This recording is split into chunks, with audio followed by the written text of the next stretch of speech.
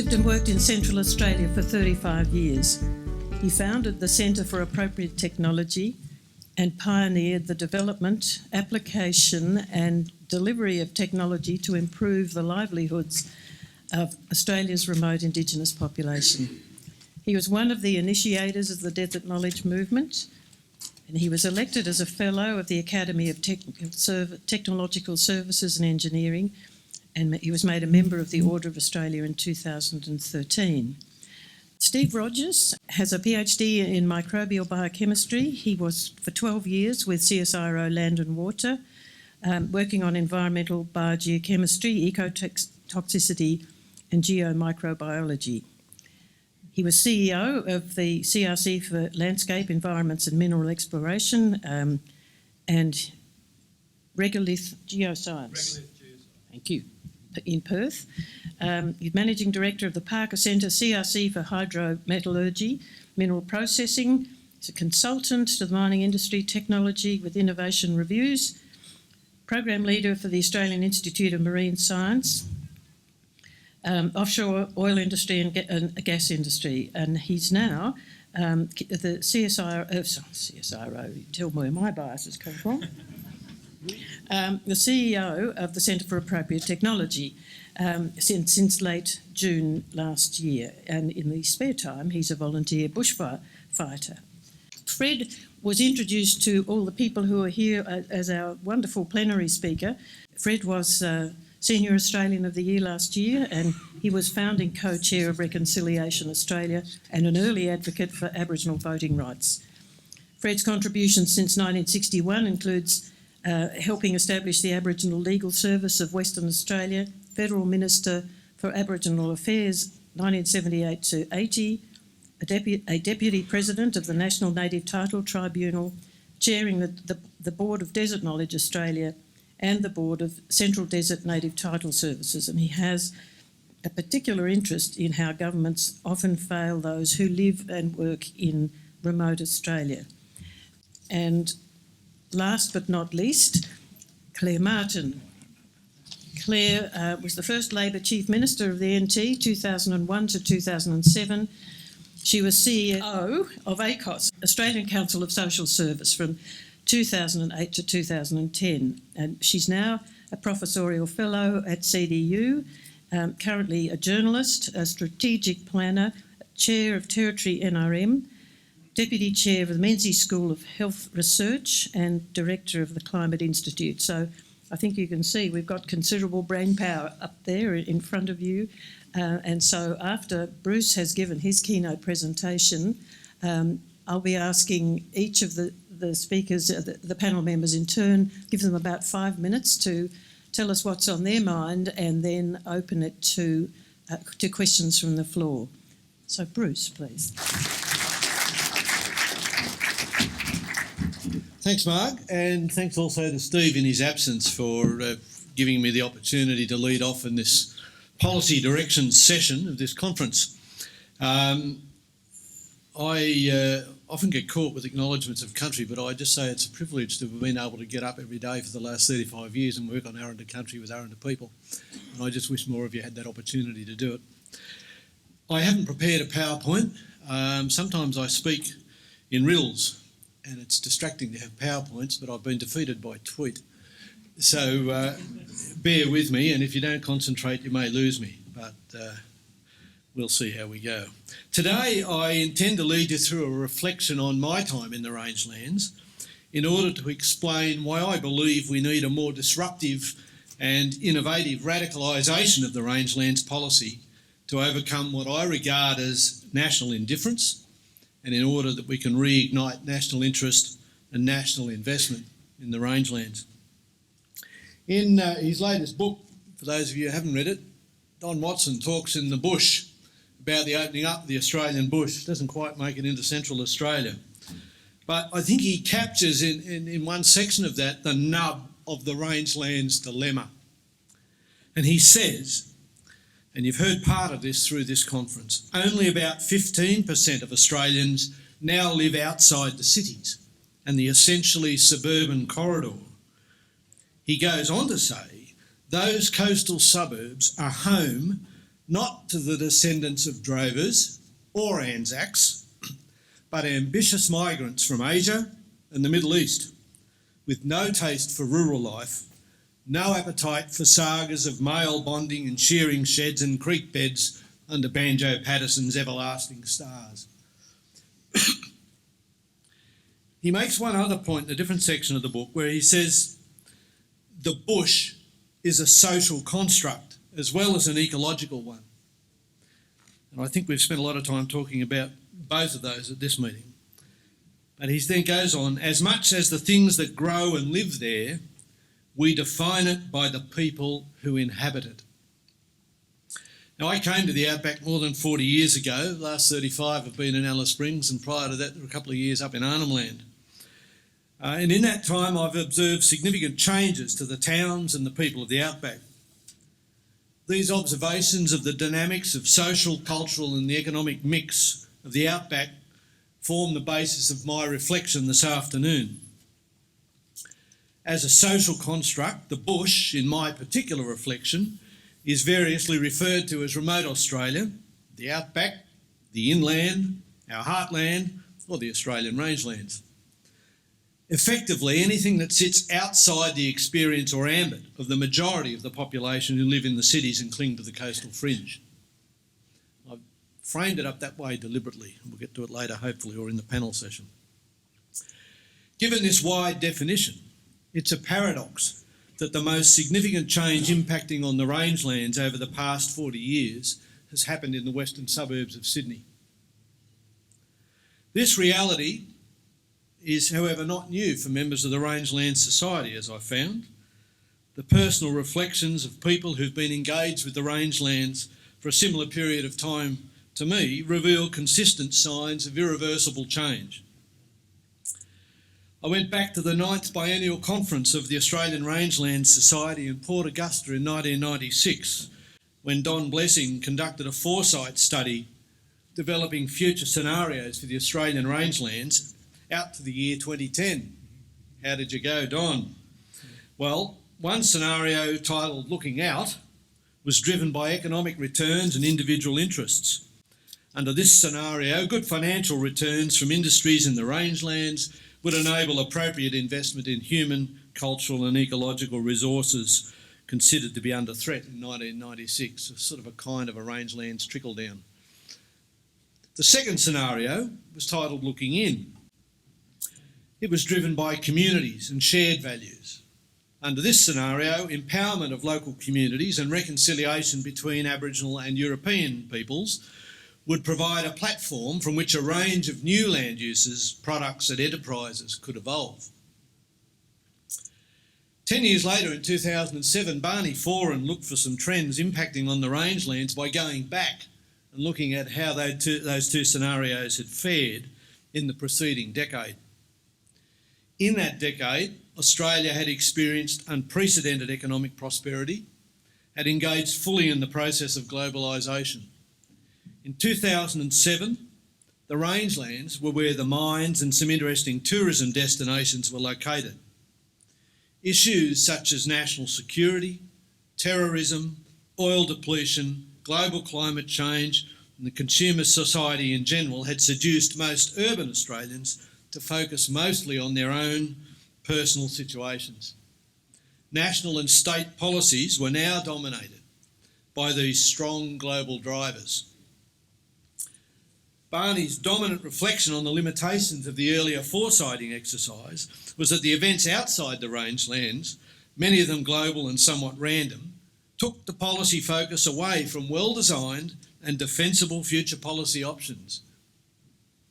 The key question, according to Foran, was how to restructure the advocacy position of the rangelands so they collectively are not perceived as forever mendicant and having to rely on the support from the populated periphery of the nation. The traditional narrative that had underpinned the rangelands advocacy was cast around mining, pastoralism and tourism, and the contest for land and resources between these sectors and Aboriginal interests. In line with the evolution of the bush, as Watson sets it out exquisitely, new players, new practices and new pests have changed that narrative, and the associated advocacy forever. Today, we don't have the recognition of Outback champions. Now, you might all think you are an Outback champion, but I don't see you all on the news at night. We don't have the Kidmans, we don't have the Flynns, we don't have the Perkins. These early champions were identifiable, they were revered, and they attracted support for their contribution to the Outback. In 1912, in fact, the Reverend John Flynn's vision resulted in the establishment of the Australian Inland Mission and his mantle of safety, which contributed to so much of opening up of the inland.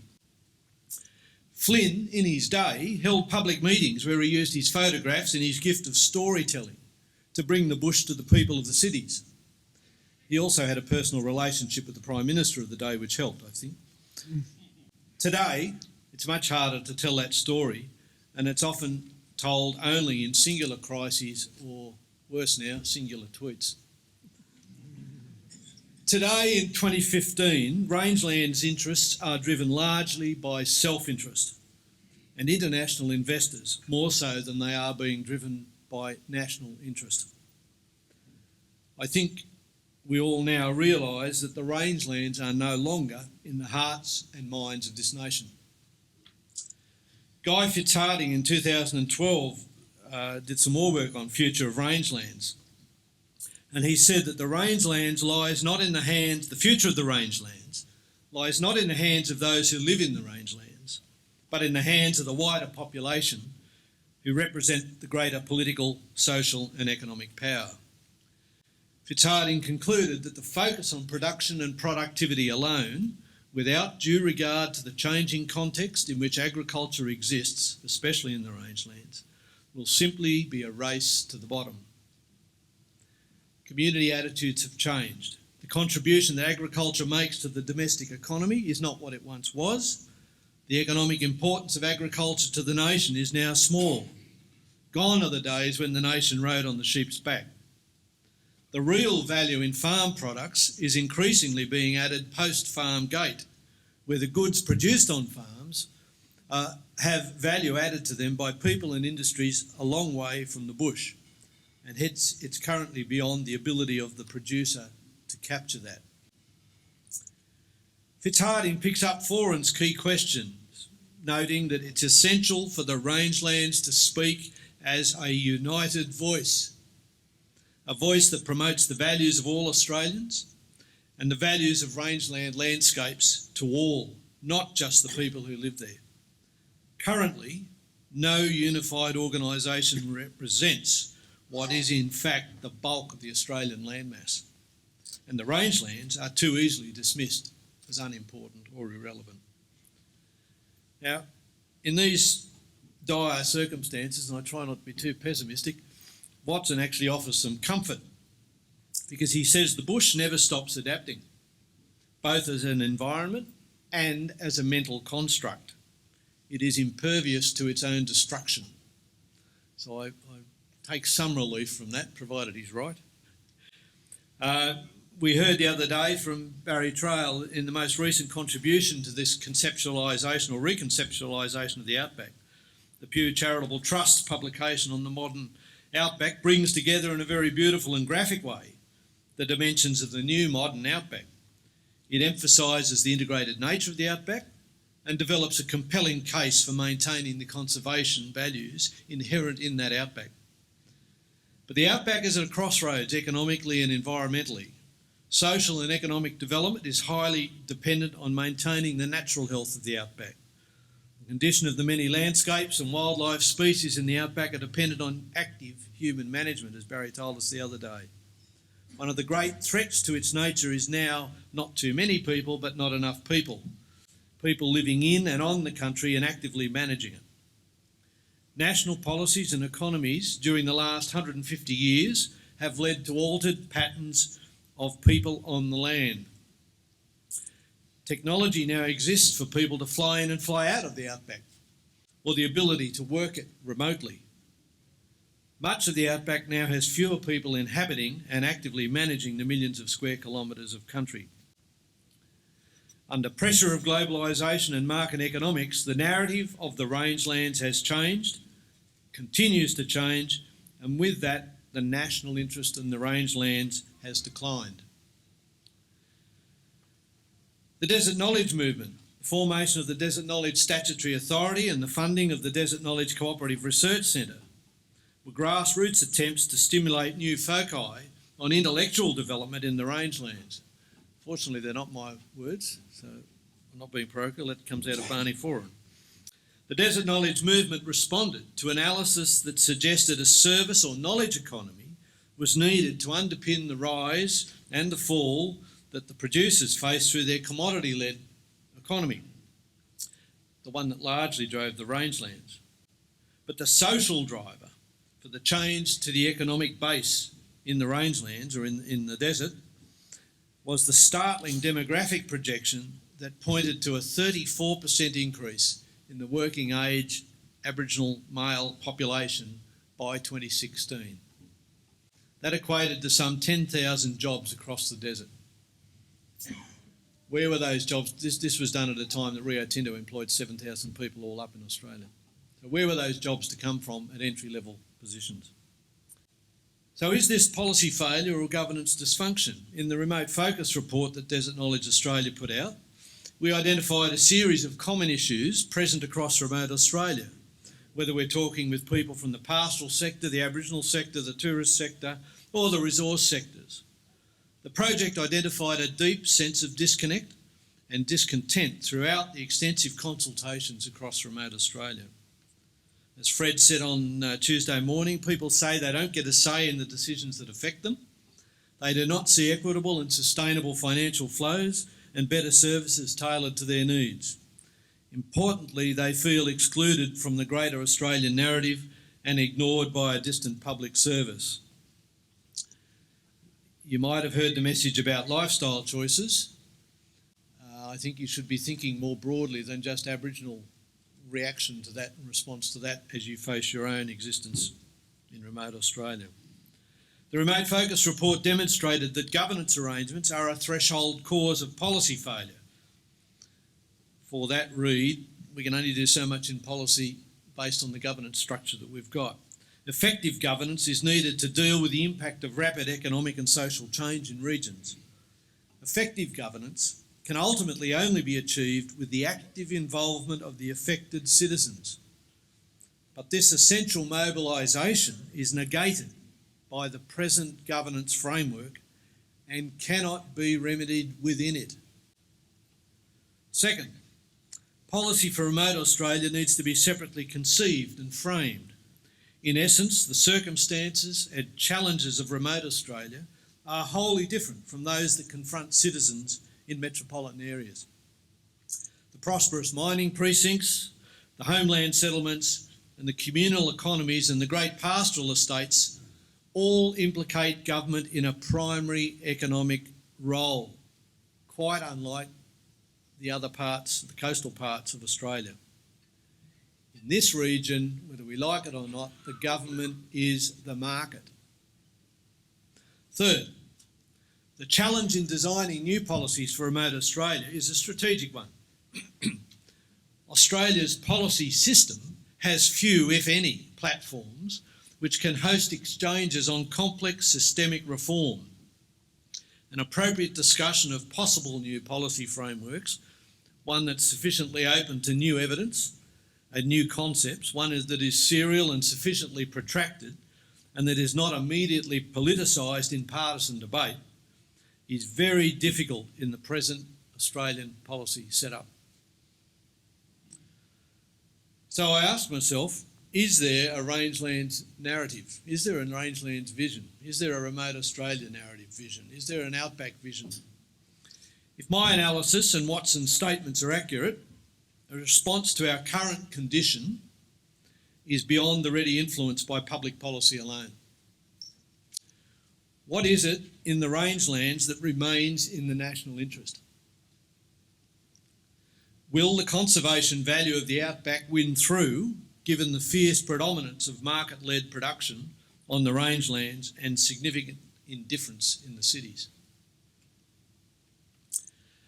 Now, when I thought about what it was that might have tweaked a nerve within the national conscience, the rangelands impinge to a degree on national security through the buffer of confidence that their vast expanse provides to the coastal communities down on the east.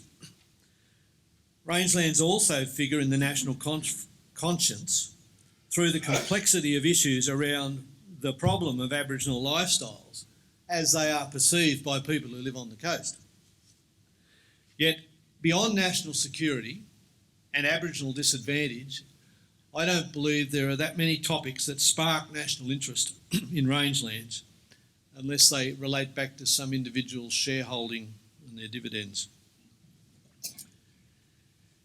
So in the absence of a narrative that positions the outback in the national interest, will the rangelands benefit from further grand national projects and policies, or from increasingly focused and progressive policy? If we look at what's around, outside of the Northern Development Agenda and the recent Pilbara Cities and Royalties for Regions program in Western Australia, there is no strategy. There's no considered development framework to guide either innovation or to inspire the development of Aboriginal futures in particular, and how these could interact with the rest of the community, the nation and the global economy. What we do have are ongoing, reactive and costly interventions to address crises, and a need for special measures to address long-term neglect. The recent Joint Select Committee report, Pivot North, goes some way to providing an overarching vision for Northern Australia's development.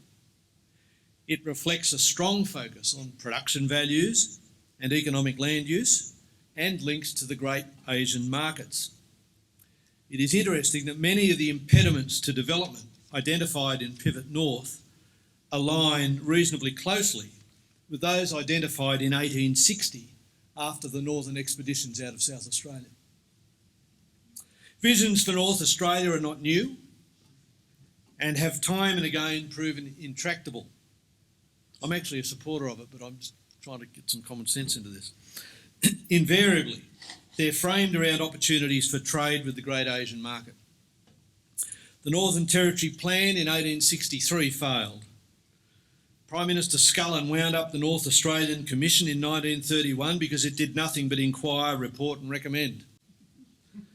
Progress by the 1947 North Australian Development Committee was hindered by isolation, the tropical environment and a lack of continuity of development policies and finance for infrastructure. Over the ensuing years, a number of task forces, offices of Northern Development, have been established to provide advice on sustainable economic development issues and to broker solutions to improve coordination between governments, business and communities. Following a steady stream of other reports, the Coalition's 2030 vision for developing North Australia again seeks to align the North with the two great regions of global economic and population growth, the Asian region and the tropical region, capitalising on Northern Australia's strengths and unlocking major economic value for the benefit of all Australians. In some respects, Pivot North brings us full circle on the colonising approach of the original South Australians. Again, major decisions affecting remote Australia are being framed in capital and regional centres on the coast or in Canberra, with little understanding of the key drivers and the unique settings that you, the rangeland specialists, have been articulating for the past 35 years at least. The narrative remains largely economic and does not convincingly embrace the other unique and valuable elements of the rangelands and their communities and their governance and all the things that you've heard about over the last 2 days. Now, I learned very early on in my career that learning from mistakes is innovation. Innovation needs leadership. It appears to me that there's a lot of scope for innovation in current direction setting. I fear that what we are confronting is not, it's about innovation and the indifference of the nation.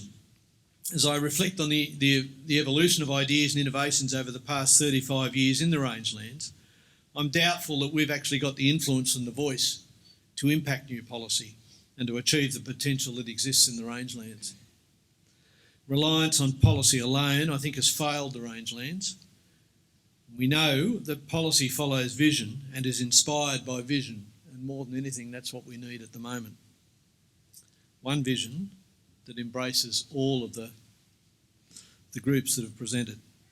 What becomes clear from revisiting the visions of the past and the current condition of the Outback is that most Australians are now indifferent to what happens in the Outback. It is evident that no amount of progressive policy will cut through, and neither is a singular focus on economic productivity likely to provide a significant enough vision to drive sustainable development. I'm inclined to believe that without the public champions, without the voice, without strong market pull, we need a more disruptive and innovative radicalisation of the rangelands narrative to overcome indifference and to reignite national interest and national investment. The Remote Focus report argued that there was a critical need for an ongoing institution that had the mandate and the authority to focus on remote Australia, to change the dynamic of underdevelopment that afflicts the region and sustain a momentum for change and regional coordination that is specific to remote Australia. We know that the market will not define the national interest in remote Australia and its peoples. Only disruptive, radical innovation will cut through indifference to drive the necessary reforms. You might think at this point that I'm going mad, but when I was writing this paper and trying to think of a topic that at least gets you to turn up today, I was reading some of the work by Clive Kessler, who's a professor of anthropology, or an emeritus professor of anthropology and sociology at the Uni of New South Wales. And I was intrigued. He writes totally differently, so you'll have to, this is part of my different thinking. He's researched and written extensively about Muslim conflict. And when I was intrigued by the dialogue around the radicalisation of young people in other parts of the world, because some of the things he was saying were resonating with me in terms of factors that I was seeing in the rangelands. So he talks about colonisation, rapid economic change, powerlessness over decision making, a lack of influence over the services and opportunities that exist locally, poverty and a failure of the market culture to understand and relate to peoples of a different culture, people who have conservation values rather than market values. Now, Kessler's analysis of how violent radicals operate within a cultural context familiar to most Muslims, I think, is instructive. Kessler says that for 1,000 years Islamic civilization flourished. Not only able to live in the world on its own terms, it could also set those terms to others who came within its orbit. And it was for 1,000 years that Islam survived the challenges of Christendom, but eventually succumbed to Europe and the Western world. The world of Islam was overwhelmed. Its collapse and its humiliation was accomplished by what we now call modernity: social, economic, administrative, technical, military, intellectual and cultural.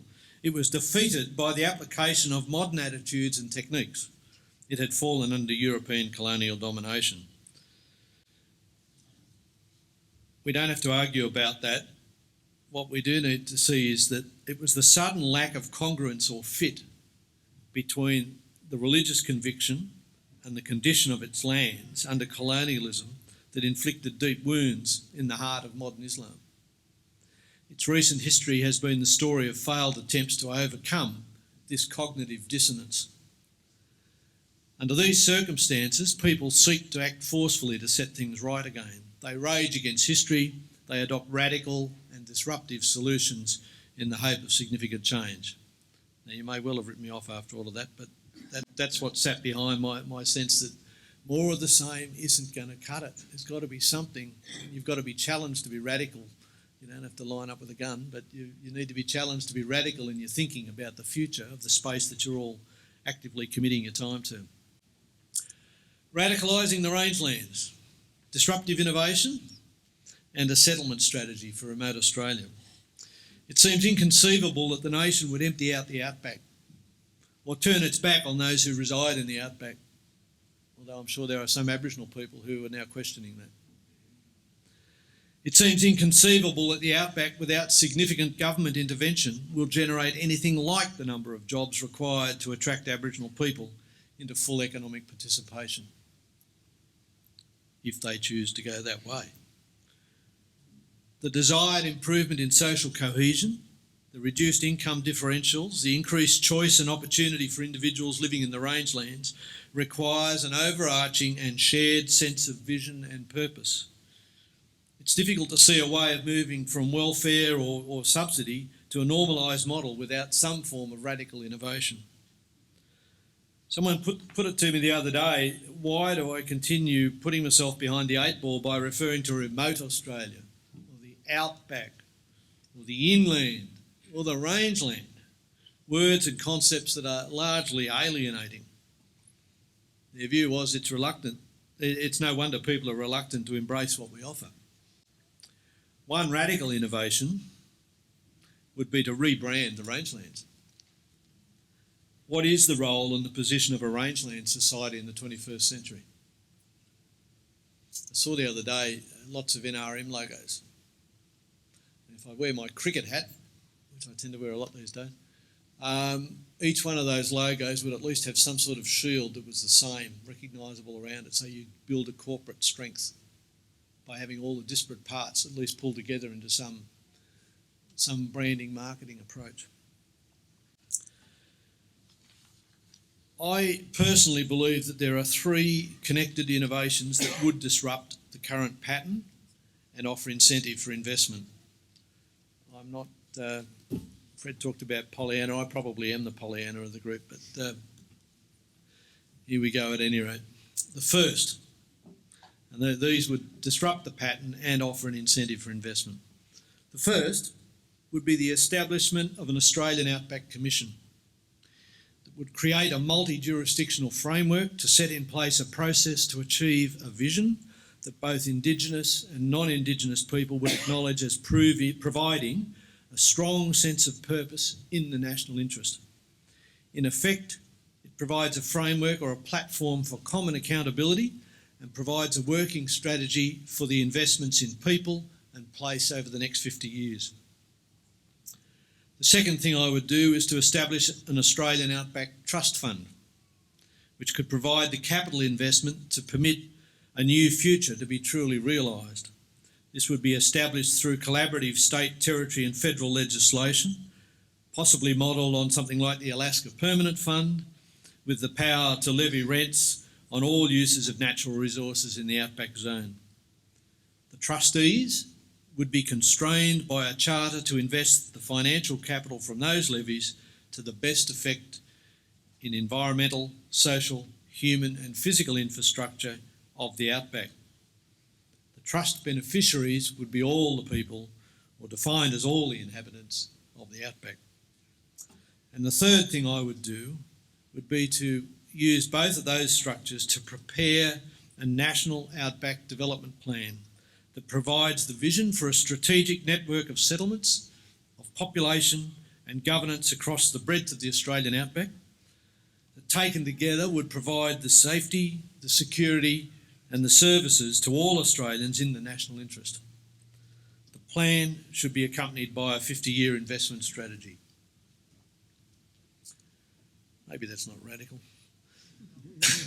A response of this magnitude, however, I believe, by the national, state and territory governments would provide a mechanism for unifying interest of Indigenous and non-Indigenous peoples of the Outback and a rationale for investments in that infrastructure, health and education and governance over the vast Outback. A firm commitment to these innovations would encourage the development of policy settings and livelihood opportunities across the Outback that respond to the nation's safety, security and service requirements. I think without that vision, without a reason to be there, you're always going to be in and out. You'll spend enormous hours researching, developing some fantastic information and results, but if it's not held within a framework that supports it, it all just drifts away.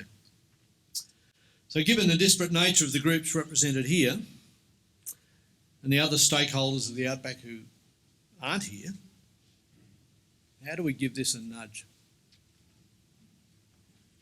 Thank you.